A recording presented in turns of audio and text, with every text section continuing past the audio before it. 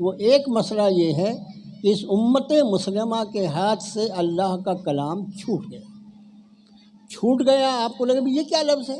چھوٹ گیا، کیسے چھوٹ گیا؟ ہم نمازوں میں پڑھتے ہیں، ہم تراویح میں پڑھتے ہیں، ہم تلاوت کرتے ہیں۔ مجھے آپ بتائیے کہ ابھی 1 مہینہ 2 دن گزرا ہے جب رمضان المبارک ہم سے ودا ہوئے، اس رمضان میں اس امت کا جو معاملہ قرآن شریف کے ساتھ تھا، کیا وہ غیر رمضان میں باقی رہا ہے؟ نہیں۔ ایسا لگتا ہے جیسے اس نے عید کی رات میں اس قرآن شریف کو اس طرح طے کر کے رکھ دیا کہ پھر اگلا رمضان آئے گا تو تب دیکھا جائے گا۔ کیا یہ قرآن شریف صرف اسی لیے نازل فرمایا گیا تھا کہ اس کی صرف تلاوت کی جائے؟ کیا قرآن شریف صرف اس لیے نازل فرمایا گیا تھا کہ اگر کسی کی روح قبض نہ ہو رہی ہو تو اس پہ سورہ یاسین شریف اور سورہ رات پڑھ دی جائے؟ کیا قرآن شریف صرف اس لیے نازل فرمایا گیا تھا کہ ہمارے مرحومین کے ایصال ثواب کے لیے وہ ایک ذریعہ ہو؟ یہ جو کچھ میں نے ابھی آپ سے عرض کیا، اس میں سے قرآن شریف کی کسی آیت سے آپ کوئی چیز ثابت نہیں کر سکتے۔ یہ قرآن جو اللہ کا کلام ہے، یہ انسانیت کی ہدایت کے لیے نازل ہونا ہے۔ اسی رمضان کا تذکرہ فرماتے ہوئے ارشاد فرمایا، شہر رمضان الذی انزل فیہ القرآن ھدی للناس وبینات من الہدی والفرقان۔ فرمایا رمضان ہی کا وہ مہینہ ہے جس میں اس قرآن کو رب تعالیٰ نے نازل فرمایا، اس قرآن کو نازل فرمایا گیا ھدی للناس، جو رہنمائی کرنے والا ہے سارے انسانوں، سارے انسان۔ نزول قرآن سے لے کر قیامت تک جتنے انسان پیدا کرنے والا ہے رب کائنات، ان سب کے لیے اگر کوئی منشور حیات ہو سکتا ہے، کوئی کنسٹیٹیوشن آف لائف ہو سکتا ہے، زندگی گزارنے کا طریقہ ہو سکتا ہے، اس کی دنیا اور آخرت کے حسن اور کامیابی کی ضمانت اگر کوئی چیز ہو سکتی تو یہ اللہ کی کتاب۔ اب اس کتاب کو جو ہماری زندگی کا منشور ہے، ہماری زندگی کے گزارنے کا قانون ہے، یہ کہاں فرق پڑا؟ امت کیسے اس رخ پر چلی گئی کہ یہ قرآن صرف تلاوت کے لیے ہے اور اس کے معنی اور مفہوم یہ تو صرف علماء کے لیے ہیں، ہمارے بہت اعلیٰ قسم کے لوگ جو ہیں ان کے لیے ہیں، ہمارے لیے نہیں ہیں۔ قرآن شریف کی کتنی آیتوں کا ایک شخص انکار کرتا ہے انجانے میں، اس کو معلوم نہیں کہ قرآن شریف نے اپنے بارے میں کیا فرمایا۔ ان ھذہ تذکرہ، بے شک بلا شبہ یہی نصیحت نامہ ہے، فمن شاء اتخذ الی ربہ سبیلا، سو تم میں جو چاہے اپنے رب تک پہنچنے کا راستہ اختیار کرنا۔ یہی وجہ ہے کہ اللہ کے رسول صلی اللہ علیہ وسلم نے حدیث پاک میں ارشاد فرمایا، یہ حبل المتین ہے، یہ وہ رسی ہے جس کا ایک سرا مخلوق کے ہاتھ میں اور دوسرا سرا خالق کے ہاتھ میں۔ میرے بھائیوں، اب آئیں اس آیت شریفہ کی طرف جو میں نے آپ کو پڑھ کر سنایا ہے، جس کی روشنی میں کچھ باتیں کیا ہے، کچھ عنوانات آپ کے سامنے عرض کروں۔ اس امت کے جو بڑے بڑے مسائل ہیں ان میں ایک ہے قرآن شریف سے اس کا تعلق ٹوٹ جانا۔ جب قرآن پاک سے تعلق ٹوٹا تو اس کے نتیجے میں یہ ہونا ہی تھا کہ اس کو معلوم ہی نہیں کہ عقیدہ توحید کی حقیقت کیا ہے۔ جناب رسول اللہ صلی اللہ علیہ وآلہ وسلم کی عظمت اور مقام جلیلہ کیا ہے جس پر رب کائنات نے ان کو فائز فرمایا ہے، اور پھر وہ آخرت کہ موت کے پہلے جھٹکے کے ساتھ جس میں آدمی کا داخلہ ہوتا ہے اور انتہا حشر و حساب پر ہوگی، اس آخرت کی حقیقت ہوا یہ کہ چند بیچارے پیٹ پرست لوگوں نے دیکھو، دین جو ہے یہ عمل کرنے کی چیز ہے، دین لوگوں تک پہنچانے کی چیز ہے،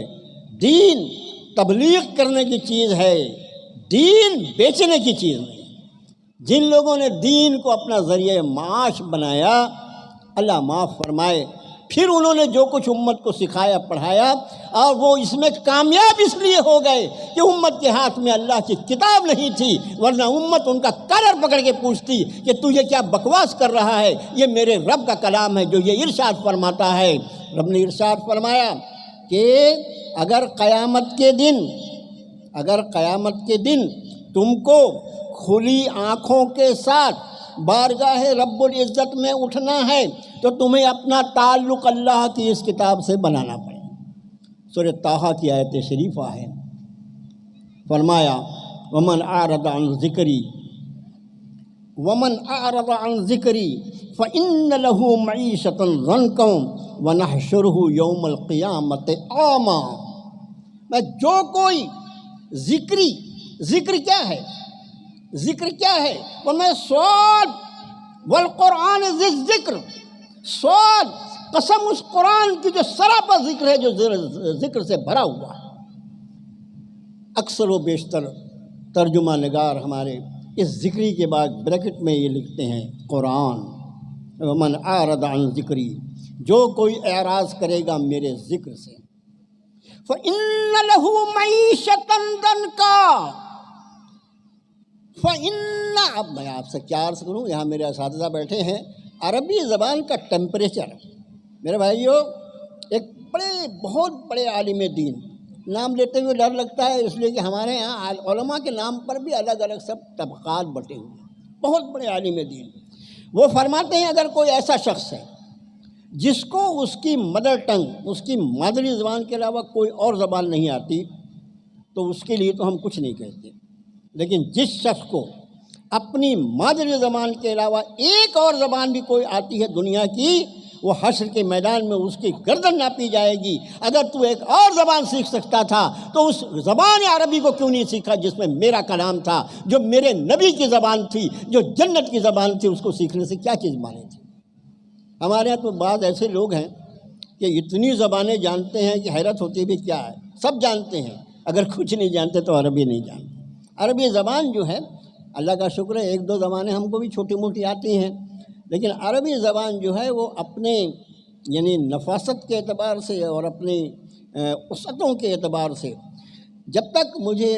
عربی نہیں آتی تھی تو میں یہ سمجھتا تھا کہ انگریزی جو ہے وہ اپنی گرامر کے اعتبار سے بہت ہی ریچسٹ لینگویج ہے، بہت ہی زبردست زبان میں انگریزی کو جانتا تھا، اس لیے کہ میری ابتدائی ساری تعلیم جو ہے وہ اسکول اور کالج کی ہے، انگریزی آتی تھی الحمدللہ، انگریزی ہمارا ذریعہ تعلیم رہا۔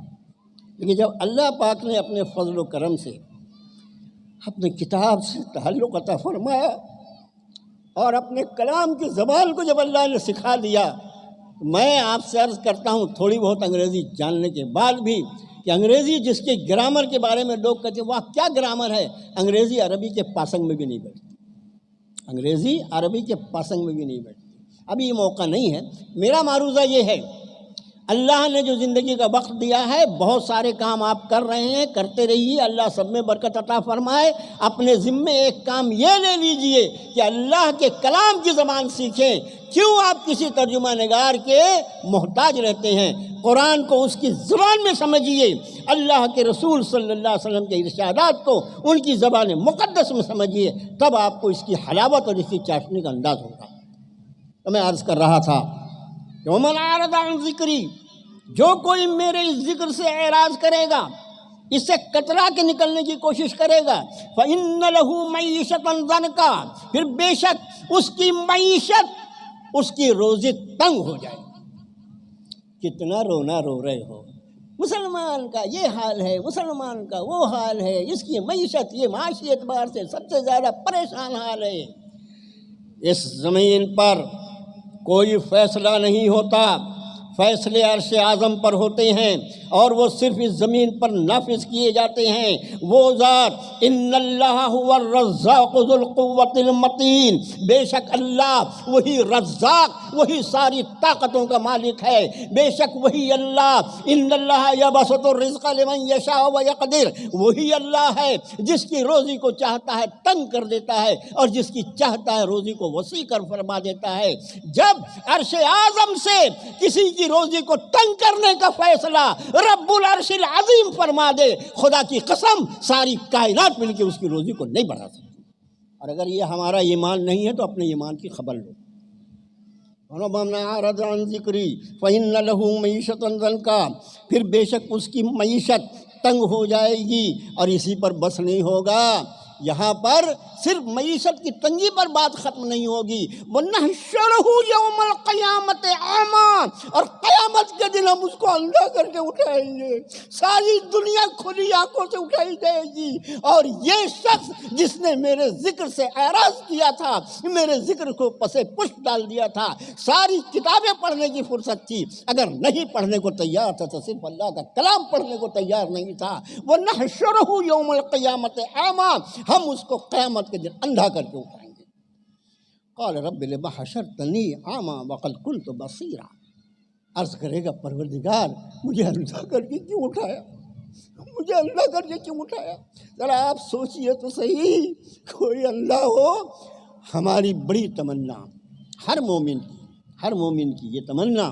کہ حشر کے میدان میں جناب رسول اللہ صلی اللہ علیہ وسلم کی زیارت نصیب، حوض کوثر پر ساقی کوثر کی زیارت نصیب ہو۔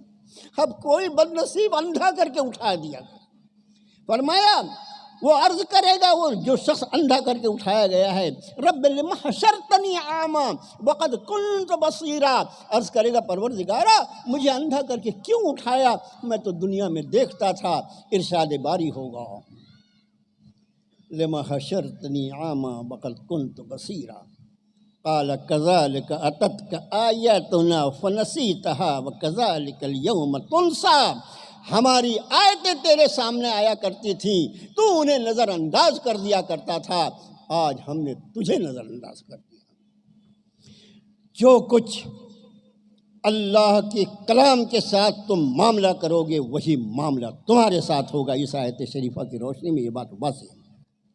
میرے بھائیوں، معیشت کی تنگی، پریشانی، ان سب کی بنیادی وجہ قرآن سے ترک تعلق، لیکن کتاب ہے نہیں، سب ہم اپنی عقل کے اعتبار سے کرنے جاتے ہیں تو عقل جگہ جگہ ٹھوکر کھاتی ہے۔ قرآن شریف نے فرمایا ان الشیطان لکم عدو فاتخذوہ عدوا، دیکھو بلا شبہ یہ شیطان تمہارا دشمن ہے، تم اس کو اپنا دشمن ہی سمجھتے رہنا۔ کبھی خیال آتا ہے کیا ہماری جو محفلیں ہوتی ہیں اور جب ہمارے مخالفین اور وہ لوگ جو ہم سے کینہ رکھتے ہیں، ہم کو نقصان پہنچانا چاہتے ہیں، جب ان کا تذکرہ ہماری مجلسوں میں آتا ہے، کبھی شیطان کا تذکرہ آپ نے سنا کیا؟ نہیں، کبھی نہیں سنا۔ قرآن شریف نے شیطان کی عداوت اور دشمنی سے 50 مرتبہ ان الشیطان للانسان عدو مبین، یہ شیطان انسان کا کھلا ہوا دشمن، سارے دشمن جن کا ہم تذکرہ کرتے ہیں وہ چھپے ہوئے، یہ کھلا ہوا دشمن ہے۔ اور اس کی دشمنی کے بارے میں حضرت حافظ ابن کثیر رحمۃ اللہ علیہ نے تفسیر ابن کثیر میں اعوذ باللہ من الشیطان الرجیم کی تفسیر میں یہ آپ دیکھیں گے، اگر آپ پڑھیں اس کو تو ملے گی۔ حضرت حافظ صاحب فرماتے ہیں ایمان والے کے 2 دشمن ہوتے ہیں، ایمان والے کے 2 دشمن ہوتے ہیں۔ پہلا دشمن اس کا جو ہے وہ غیر مومن ہے، یہ ایمان لایا، اللہ نے اس کو ایمان کی دولت سے سرفراز فرمایا، اب جو غیر مومن ہے یہ اس کا دشمن نمبر 1، بالکل اس کو ہنستا کھیلتا پھلتا پھولتا دیکھنا ہی نہیں چاہتا۔ فرمایا اس کا پہلا دشمن جو ہے ایمان والے کا وہ غیر مومن ہے۔ غیر مومن لفظ میں احتیاط سے عرض کر رہا ہوں، آپ اس کے معنی سمجھ لیجئے، اس میں وہ سارے لوگ آ گئے، پورے گروہ در گروہ جس کو آپ گنواتے رہے سب غیر مومن کا گروہ ہے۔ حضرت حافظ صاحب فرماتے ہیں اور دوسرا اس کا دشمن شیطان ہے، اس لیے کہ اس کی دشمنی کا تذکرہ رب تعالیٰ نے قرآن شریف میں فرمایا۔ ان دونوں کی دشمنی کے نتائج جو ہیں وہ ایک دم ایک دوسرے سے الگ ہیں، بڑی سوچنے جیسی بات ہے۔ حافظ صاحب رحمۃ اللہ علیہ یعنی حافظ ابن کثیر رحمۃ اللہ علیہ فرماتے ہیں غیر مومن اگر کسی مومن پر غالب آ جائے